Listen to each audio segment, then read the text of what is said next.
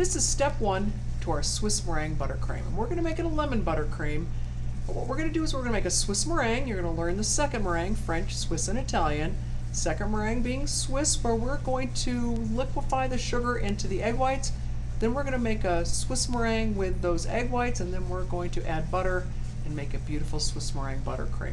I've brought my water up to a boil, and I'm going to turn it off because I don't really need that much heat, especially using eggs. I have my sugar in a bowl and my egg whites, and I'm going to combine those together. And I'm going to start to warm those. Oh, and my cream of tartar. Don't forget your little bit of cream of tartar. It's got a little pinch of cream of tartar. And I'm going to start warming this over my bowl. And like I said, I turned my water off. I don't need a water bath to be that hot, especially when I'm working with egg whites. I'm going to come in here. I'm going to show you what we're going to look for. What's going to happen is it looks sandy and granular, especially with that sugar that's in there right now. What we want it to do is look translucent, and that's what we're going for. The temperature and how I tell that my Swiss meringue is ready to come off the heat is I stick my finger in the middle of it. I believe your finger is your best thermometer. If it feels warm all the way through, your Swiss meringue buttercream is ready to go on the mixer. So you can see it's kind of thick and sandy and translucent. Not translucent. What I'm looking for is that sugar is going to melt and it will become translucent. I'm going to correct myself. You can see it's kind of thick, and that heat on that water bath, what it's going to do is it's going to warm it slowly and liquefy it, and then make it part of those egg whites. And I'm going to show you what we're going to look for as soon as I get to that point. I'm going to probably set it on here for a minute or two, and then I'm going to turn the video back on and show you what it looks like.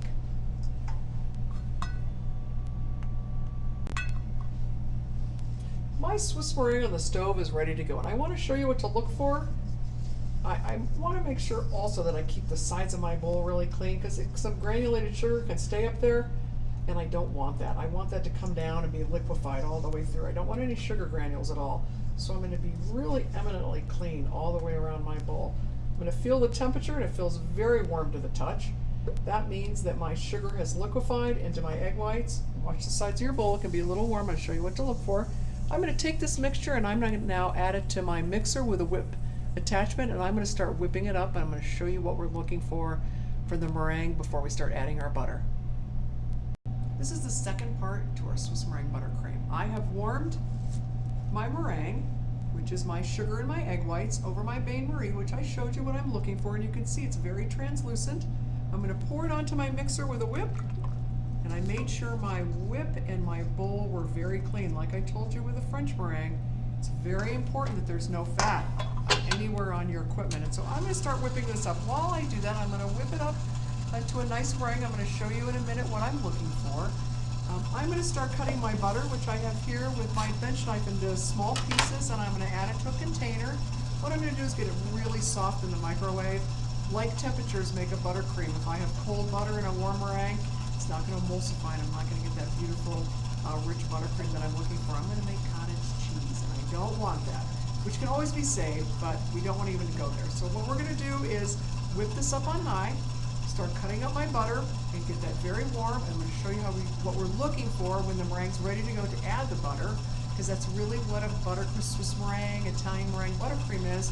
We're going to whip up the meringue, and then we're going to incorporate butter, and it's going to set and make a beautiful icing is what we're doing with it. We don't say frosting, we say icing in the bakery. So then, like I told you, I'm going to cut up my butter, and then we'll put it together, and I'm going to show you what we're looking for.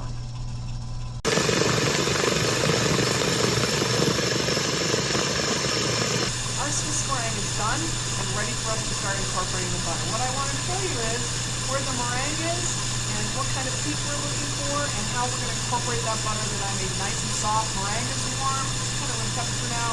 Butter is room temperature. That way it's going to incorporate like temperatures is super important. I'm going to show you, take it off the mixer.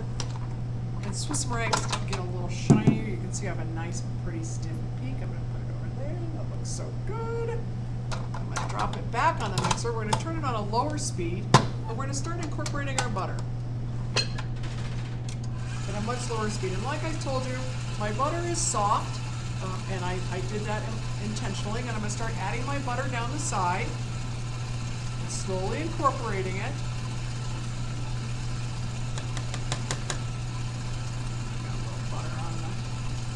waste any. Get it in there. Scrape my spatula. Slow and steady. It's going to start to emulsify in that meringue. Light temperatures are really important.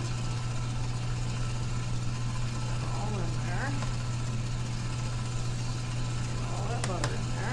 Same thing. I'm going to continue to do it and add my butter. The meringue will fall because it's being hit with the fat, which is our butter. And then we're going to re-whip it, and it's going to emulsify, and it's going to pull itself back together and make a beautiful icing.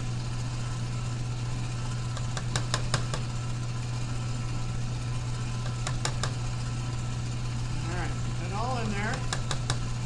Make sure you don't waste any. Got a little on the edge that needs to go in. Goes. Get one more addition. There it all is. What I'm going to do now is I'm going to start to whip this back up and emulsify that butter that's going to go and get inside and then lock inside that meringue. And you can see it's coming together right now. As it starts to pull itself together and whip, I'm going to stop it and scrape it really well. And show you, here it comes, and it looks beautiful.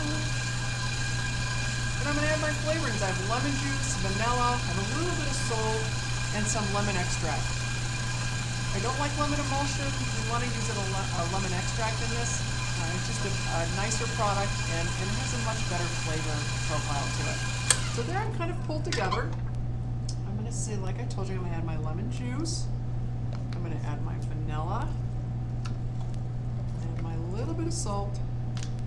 And I'm going to add my extract. And I'm also going to scrape down my sides really well. Let me get those out of the way. Because I have some meringue up top, and I want a little butter on the side where I went a little crazy. And I want to get it all incorporated. And then what I'm going to do, get that out of the way, is I'm going to whip it up for just about under a minute till it all comes together. And I'm going to show you what we're looking for. And we're going to ice our coconut cakes. We're going to fill them with lemon curd. And then edge them with toasted coconut. Here I go. Just got to get that one too.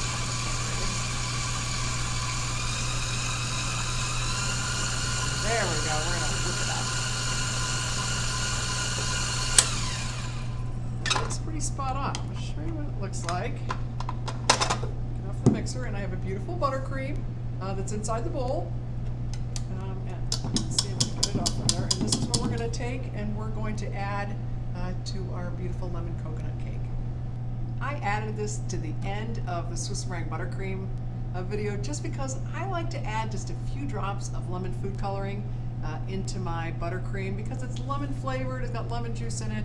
I like just a hint of yellow. I'm not a big believer in doing really bright colors, but I do 2 drops and no more. And so you have to count them out, and I'm going to add them in. And I'm going to show you. You have to go 1, they come out pretty quick, 2, and no more than that. And then I'm going to whip it back up. It adds a really nice light tint to it. I think it's good for your guests and customers to be able to see with that yellow incorporated in it. It's got a little bit of yellow to it, so it's kind of a hint of that it's lemony, and I think it makes the cake look really good.